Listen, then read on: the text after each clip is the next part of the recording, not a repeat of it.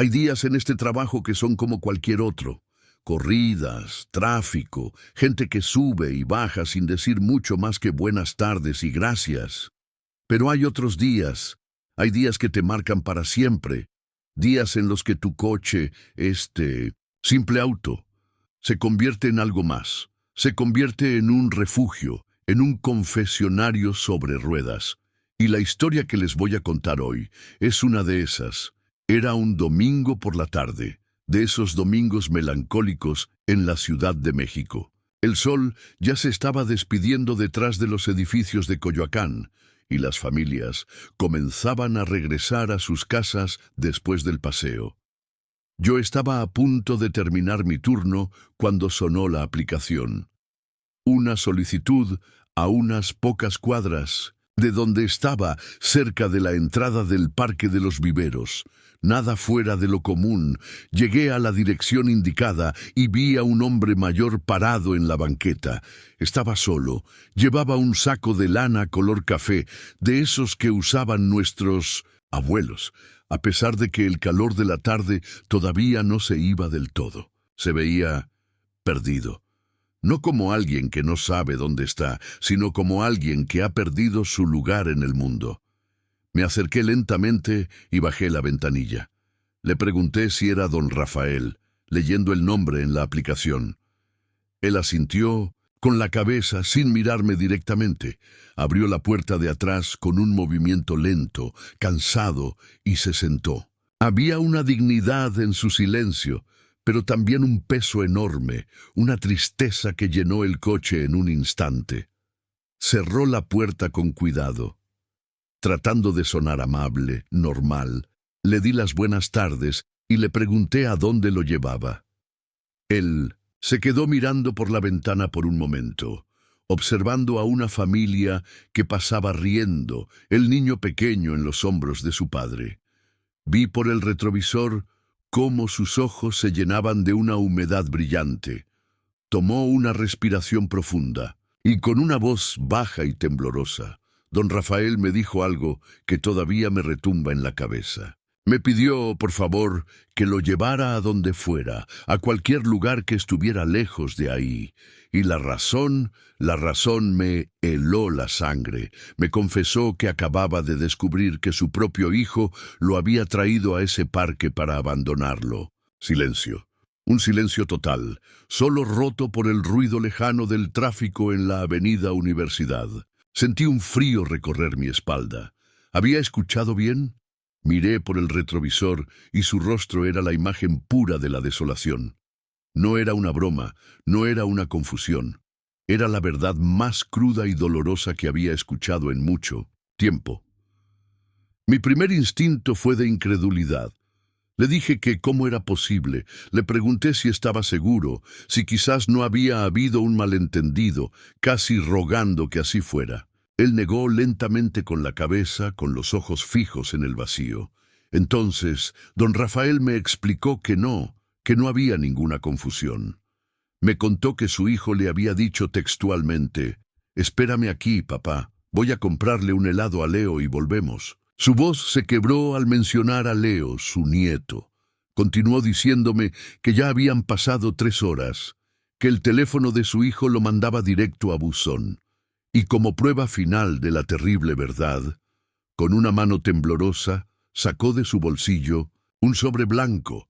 Me explicó que lo había encontrado ahí dentro. Contenía unos cuantos billetes arrugados. No era un regalo, era una liquidación. La paga final por una vida de servicio. Era el dinero que un hijo le dejaba a su padre para que se las arreglara solo. En ese momento, la indignación me quemó por dentro. Era una crueldad que no podía comprender. Y amigos, si ustedes, como yo, ya sienten un nudo en la garganta con solo escuchar lo que este señor me confesó al subir al coche, quédense conmigo, porque la historia que me contó a continuación cambió mi forma de ver la vida para siempre. Puse el coche en marcha, sin un destino fijo, y me preparé para escuchar. Me convertí, en ese momento, en el único oído que don Rafael tenía en el mundo. Conduje sin rumbo fijo por varios minutos, dejando que el silencio le diera un espacio para respirar, para asimilar el golpe. Nos adentramos por las calles de la colonia del Carmen, con sus viejas casonas y sus árboles frondosos que parecían observar la escena con una sabiduría antigua. Yo no sabía qué decir. ¿Qué se le dice a un hombre a quien le acaban de romper el alma? Finalmente, rompí el silencio, con la voz más suave que pude.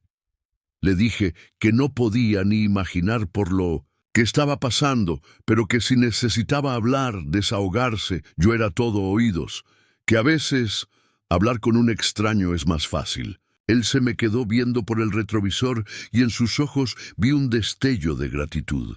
Asintió lentamente y entonces empezó a hablar. Su voz, al principio un susurro roto, fue ganando fuerza a medida que los recuerdos lo transportaban a otro tiempo, a otra vida. Don Rafael comenzó su relato hablándome de ella, de su Esperanza, así se llamaba su esposa. Me contó que la conoció en un baile de barrio, allá por los años 60. Él era un joven ebanista, un artesano de la madera, y ella, la muchacha con la sonrisa más luminosa que había visto jamás. Se enamoraron casi al instante. Me describió cómo juntaron sus pocos ahorros para casarse y cómo compraron un pequeño terreno en una zona de Iztapalapa que en aquel entonces era puro campo. No teníamos nada, joven, más que sueños y nuestras manos para trabajar, me dijo, y una media sonrisa, la primera que le veía, se dibujó en su rostro. Me contó sobre el orgullo que sintió al construir su casa con sus propias manos, ladrillo por ladrillo, viga por viga. Cada fin de semana, después de trabajar toda la semana en su taller, se dedicaba a levantar las paredes de su futuro hogar. Esperanza estaba siempre a su lado, pasándole las herramientas, preparándole agua de limón y, sobre todo, dándole ánimos cuando el cansancio amenazaba con vencerlo. Esa casa, me dijo con la voz cargada de emoción, no estaba hecha de cemento y varillas, estaba hecha de nuestro amor. Pude sentir el peso de cada una de esas palabras. No era solo una casa, era el testamento de su vida juntos. Luego, su relato se centró en la llegada de su hijo, Ricardo, el único hijo que tuvieron. Describió la alegría que inundó su hogar, cómo la risa de ese niño era la música más hermosa del mundo, y fue por ese niño que sus sacrificios se multiplicaron. Don Rafael me confesó que su más grande anhelo era que su hijo tuviera una vida mejor que la suya. No quería que Ricardo tuviera las manos encallecidas y la espalda adolorida como él. Quería que estudiara, que fuera a la universidad, que se convirtiera en alguien importante. Esa era su obsesión. Para lograrlo, trabajó sin descanso. Tomaba cualquier encargo, por difícil o mal pagado que fuera. Hubo años en los que apenas dormía. Se levantaba antes del amanecer para ir a su taller y regresaba a casa cuando la luna ya estaba alta en el cielo, solo para cenar algo rápido y a veces seguir trabajando en diseños a la luz de un foco. Recuerdo que hizo una pausa y con la mirada perdida en las luces de la ciudad que pasaban por la ventana, me contó una anécdota que me partió el corazón. Me dijo que para pagar la inscripción de Ricardo a la carrera de contaduría, tuvo que vender un juego de gubias alemanas que su propio padre le había heredado. Eran su tesoro, la herencia de su oficio. Le pregunté cómo se había sentido al hacer eso. Él simplemente respondió: un padre no siente el sacrificio, joven. Un padre solo ve la meta, y mi meta era el futuro de mi hijo. Esperanza, su esposa, era su cómplice en este plan de vida.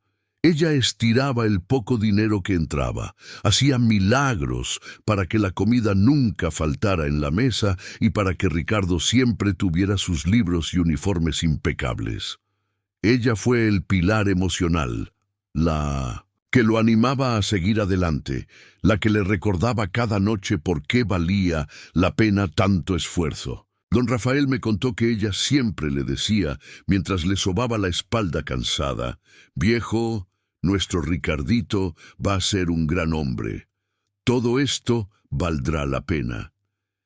Pero la vida, a veces, tiene giros crueles. Hace unos 10 años, Esperanza tuvo su partida. Un padecimiento rápido y fulminante se la llevó, dejando a don Rafael con el corazón hecho pedazos y un silencio sepulcral en aquella casa que habían construido juntos. Me dijo que pensó que no podría seguir, que una parte de él se había ido con ella.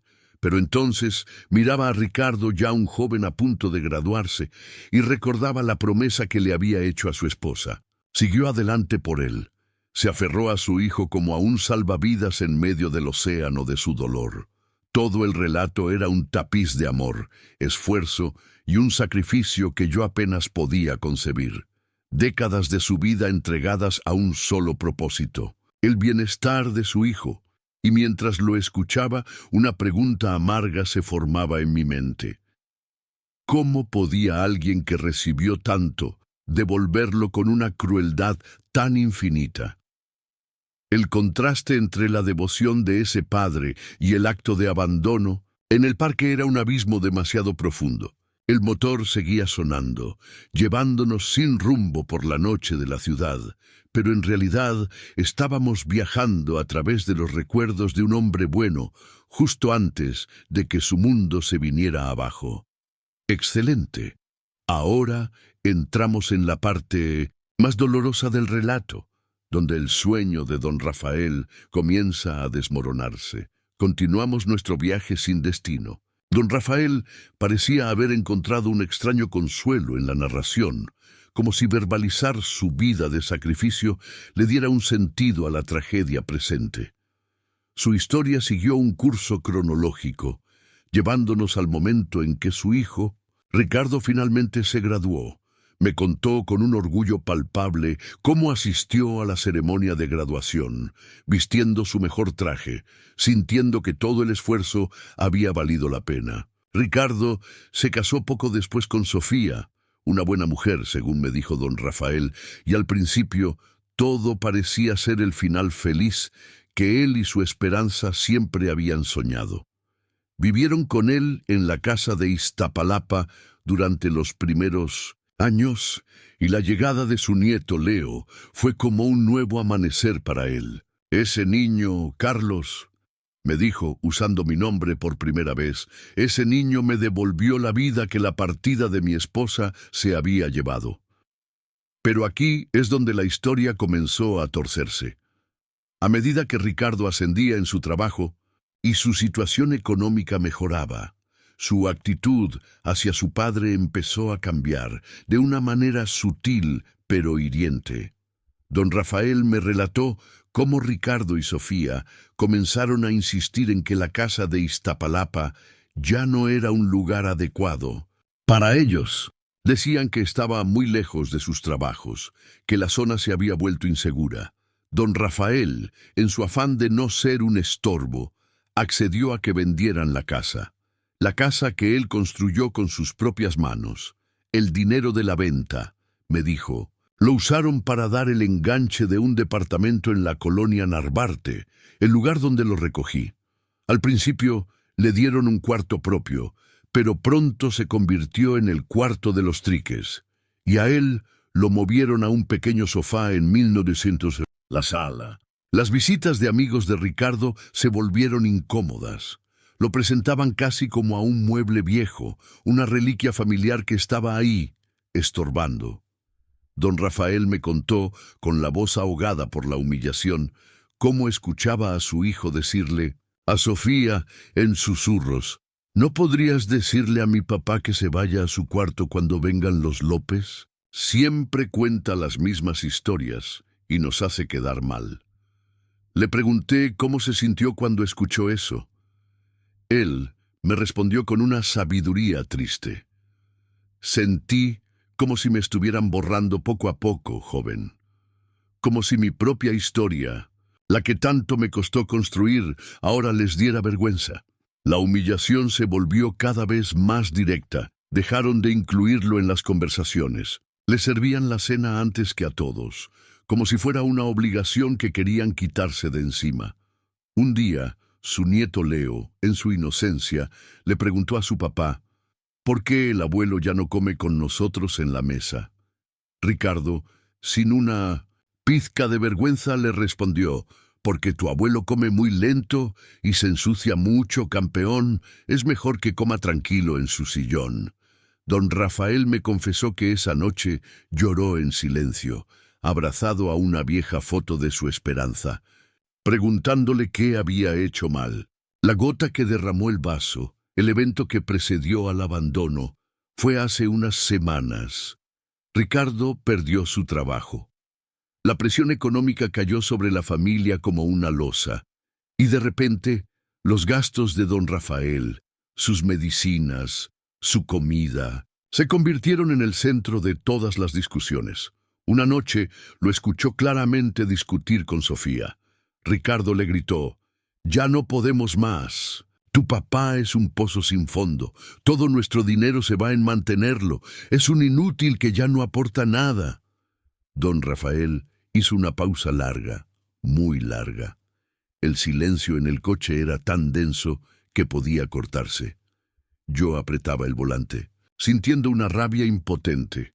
Esa palabra, joven, inútil, después de todo lo que hice por él, después de vender mis herramientas, de vender mi casa, ser llamado inútil por mi propio hijo, eso me rompió. Eso fue peor que cualquier golpe. Fue entonces cuando la historia dio un giro que yo jamás habría esperado. Pensé que ya había escuchado lo peor, pero estaba muy equivocado. Don Rafael se enderezó un poco en su asiento y con una nueva luz en su mirada, una mezcla de dolor y una extraña determinación, me reveló su secreto. «Pero aquí está la ironía, Carlos», me dijo, y su voz ahora tenía un filo que no le había escuchado antes. «Mi hijo me llama inútil y cree que soy una carga, un viejo que no tiene ni en qué caerse muerto. Pero no sabe la verdad. Él no sabe nada». Me quedé expectante, sin entender a dónde quería llegar. Don Rafael continuó. «Mi esperanza era una mujer muy inteligente, mucho más que yo. Ella siempre desconfió de que Ricardo supiera administrar el dinero. Antes de su partida, me hizo prometerle algo. El taller de ebanistería donde trabajé toda mi vida, nunca lo vendí. Solo se lo renté a un antiguo aprendiz mío. Durante todos estos años, mes a mes, he recibido esa renta. No es una fortuna, pero es un dinero constante, y nunca le dije a Ricardo. Lo guardé todo en una cuenta de banco que solo yo conozco. Mi esperanza me dijo, «Este es tu dinero, Rafael, tu dignidad, para que nunca tengas que pedirle nada a nadie. Pero eso no es todo, joven. Hay algo más». Se inclinó hacia adelante, como si me fuera a contar el secreto más grande del mundo. Dentro del viejo ropero de cedro que me llevé al departamento, ese que mi hijo siempre ha querido tirar a la basura porque huele a viejo, hay un fondo falso. Lo construí yo mismo hace 50 años. Y ahí dentro está el verdadero tesoro.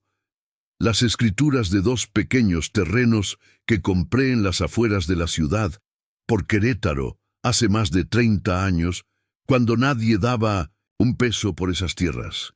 Los compré como una inversión a larguísimo plazo. Hoy valen una fortuna. Ricardo cree que me abandonó en la miseria. La verdad es que él abandonó a un hombre rico. Me quedé sin aliento. El coche entero pareció vibrar con la magnitud de esa revelación. El anciano frágil y abandonado que recogí en el parque era en realidad un hombre con un poder y una independencia que su familia ni siquiera imaginaba. La historia había cambiado por completo. En ese punto del viaje yo estaba sin palabras. Y quiero saber de ustedes, si estuvieran en el lugar de don Rafael, con todo aquel sacrificio a sus espaldas y ese secreto en las manos, ¿qué harían? Comenten aquí abajo, porque la decisión que él tomó me sorprendió completamente. Entendido. La revelación de don Rafael me había dejado en un estado de shock. Pasé de sentir lástima y rabia a sentir una especie de admiración asombrada. Este hombre, que había sido humillado y descartado como un trasto viejo, tenía en sus manos el poder de cambiarlo todo. Mi mente, he de confesarlo, voló inmediatamente hacia la venganza.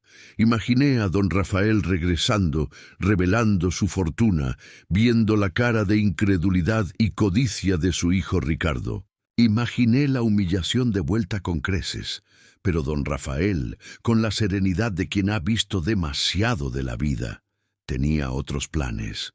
Unos planes que me enseñaron una lección sobre la verdadera riqueza. ¿Sabe, Carlos?, continuó, interrumpiendo mis pensamientos vengativos. Mi primer impulso, al darme cuenta del abandono, fue ese. Fue la rabia. Quise regresar y restregarles mi dinero en la cara. Quise comprar el edificio entero solo para correrlos de ahí. Quise que se arrodillaran a pedirme perdón, no por amor, sino por interés. Y me di cuenta de que si hacía eso, me convertiría en alguien como ellos. Usaría el dinero como un arma, como una forma de poder y humillación.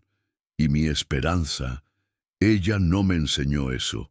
Sus palabras cayeron sobre mí con un peso tremendo. Tenía toda la razón. La venganza lo habría rebajado a su nivel. Mientras estaba sentado en esa banca del parque, esperando en vano, tuve mucho tiempo para pensar. Continuó. Pensé en mi vida, en mis manos creando cosas bellas a partir de un simple trozo de madera. Pensé en la sonrisa de mi esposa, en la risa de mi nieto, y me di cuenta de que mi riqueza nunca estuvo en el dinero ni en los terrenos. Mi verdadera riqueza estaba en mi capacidad de amar, de crear, de sacrificarme por alguien más. Ricardo no me quitó mi dinero, me quitó la oportunidad de seguir haciendo eso por él, me quitó a mi nieto, pero no puede quitarme mi dignidad. Esa no está en venta. Tomó una respiración profunda y con una claridad que me asombró, me contó la decisión que había tomado en esas horas de soledad y dolor. Ese dinero, joven, no será para mí. Yo ya viví mi vida. Estoy viejo y cansado. Y ciertamente no será para Ricardo. Él ya tomó su decisión y me demostró que no merece nada. Así que he decidido que esa fortuna será para quienes de verdad lo necesitan y lo merecen. Mañana a primera hora buscaré a un buen abogado.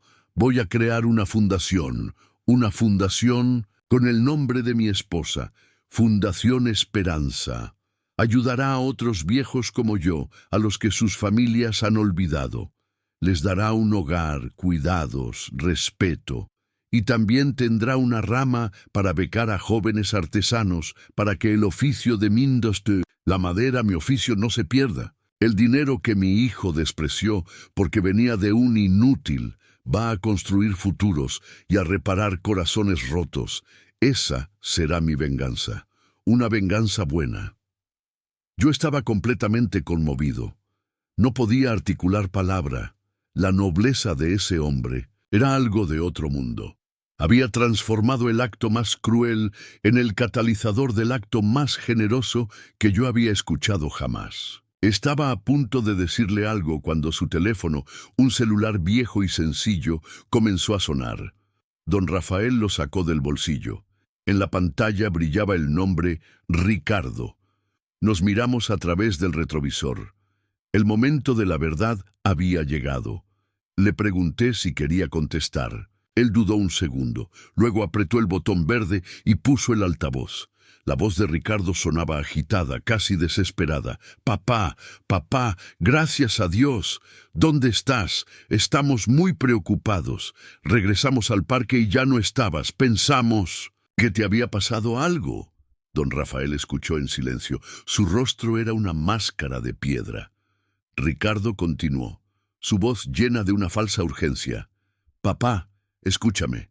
Tenemos que hablar. Sofía y yo estuvimos pensando y nos dimos cuenta de algo terrible.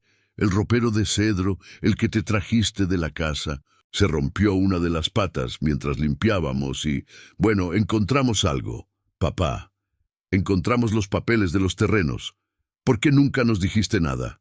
Papá, eres rico. Tenemos que celebrar. Olvida todo, todo lo que pasó. Y fue un error, la presión, las deudas. Pero ahora todo puede cambiar. Dime dónde estás. Vamos por ti ahora mismo. El silencio que siguió fue el más pesado de todos. La codicia en la voz de Ricardo era tan explícita, tan grotesca, que me revolvió el estómago. Ni una palabra sobre el abandono, solo la revelación del dinero. Habían descubierto el tesoro y ahora el viejo inútil era de nuevo su amado. El padre, don Rafael respiró hondo, y con una voz calmada, firme y llena de una finalidad irrevocable, pronunció las palabras que sellarían su liberación. «Estoy donde debo estar, Ricardo», dijo lentamente. «Lejos de ti. Ese dinero del que hablas ya no te pertenece. Ya no me pertenece a mí tampoco. Pertenece a la memoria de tu madre y a la dignidad que tú intentaste quitarme hoy. No me busques más. Que Dios te perdone, porque yo ya te he soltado». Y sin esperar respuesta colgó la llamada. Se recargó en el asiento, cerró los ojos y exhaló un suspiro que pareció llevarse los últimos 75 años de peso sobre sus hombros. Había cortado el lazo. Se había liberado. En ese momento, en mi coche, en medio de la noche de la Ciudad de México, don Rafael había vuelto a nacer. Solo quien llegó hasta aquí deja en los comentarios de dónde están viendo este video y el nombre de un anciano que ustedes aman para mostrar que se importan. Perfecto. Aquí está la conclusión de nuestro viaje con don Rafael. Después de esa llamada, un tipo diferente de silencio llenó el coche. Ya no era un silencio de dolor o de tensión, sino de paz. Una paz extraña y solemne, como la que se siente en una iglesia vacía o en la cima de una montaña. Don Rafael mantuvo los ojos cerrados por un largo rato, y yo simplemente conduje, dejándome llevar por el flujo de las avenidas nocturnas. El viaje, que había comenzado en la desesperación más absoluta, se había transformado en un peregrinaje hacia la liberación. Ya no era un escape, era una afirmación. Finalmente, él abrió los ojos. Había una nueva luz en ellos, una serenidad que yo no le había visto. Se enderezó y me miró por el retrovisor. ¿Conoce algún hotel por el centro, joven? Uno que sea limpio, decente, nada lujoso. Solo necesito un lugar para pasar la noche y poner mis ideas en orden antes de hablar con los abogados mañana. Su voz era firme, la de un hombre que ha tomado el timón de su propia vida. Le dije que, por supuesto, que conocía el lugar perfecto. Cambié la ruta en el GPS y por primera vez en toda la noche teníamos un destino real. No lo llevé a un hotel cualquiera. Lo llevé a uno de los hoteles más antiguos y con más historia del centro histórico, un lugar que, como él, tenía una dignidad que el tiempo no había podido borrar. Durante el resto del trayecto hablamos de cosas sencillas, del clima, del tráfico, de la belleza de los edificios iluminados del centro.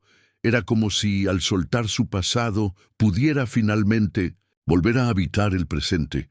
Cuando llegamos, me estacioné frente a la entrada del hotel. El Botones, un hombre mayor como él, se acercó a abrirle la puerta con una amabilidad genuina. Don Rafael se bajó del coche, se ajustó el saco y se volvió hacia mí. Sacó de su bolsillo aquellos billetes arrugados que su hijo le había dejado, el dinero del abandono, e intentó pagarme. Yo negué con la cabeza y empujé su mano suavemente. Le dije: «Don Rafael, el viaje de esta noche no tiene precio. Ha sido un honor para mí». Él me miró, y sus ojos se volvieron a humedecer, pero esta vez era diferente. Era gratitud. «Gracias, Carlos. Gracias por escuchar. A veces, un oído amigo es el único salvavidas que uno necesita. Me dio una palmada en el hombro, se dio la vuelta y caminó con la espalda recta hacia la entrada del hotel, hacia el primer día de su nueva vida. Lo vi desaparecer a través de las puertas de cristal, un hombre que había entrado a mi coche como una víctima y salía como un rey. Finalicé la corrida en la aplicación. Me quedé ahí sentado, en medio del corazón de la Ciudad de México, por no sé cuánto tiempo. El motor estaba apagado, pero la historia de don Rafael seguía girando en mi cabeza. Pensé en la crueldad y la codicia, en cómo la gente puede desechar a sus seres queridos como si fueran objetos rotos, pero sobre todo, pensé en la increíble resiliencia del espíritu humano. Esa noche aprendí algo fundamental. La verdadera riqueza no se mide en cuentas de banco o en propiedades. La verdadera riqueza, la que nadie te puede quitar, reside en tu dignidad, en tu capacidad de transformar el dolor más profundo en un acto de generosidad. Don Rafael había perdido a su hijo, había perdido la ilusión de su vejez, pero había ganado algo mucho más importante. Se había ganado a sí mismo. Decidió que su legado no sería la amargura de la traición, sino la esperanza para otros.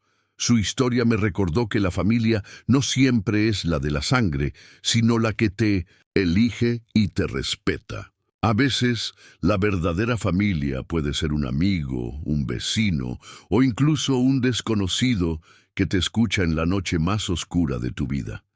La dignidad, amigos, es el único tesoro que, si lo cuidas, te acompañará hasta el final del viaje. Historias como la de don Rafael nos recuerdan que nuestra dignidad no tiene precio. Si este viaje también te tocó de alguna forma, deja tu like, suscríbete para más relatos y comparte este video con alguien que necesite recordar su propio valor. Nos vemos en la próxima corrida.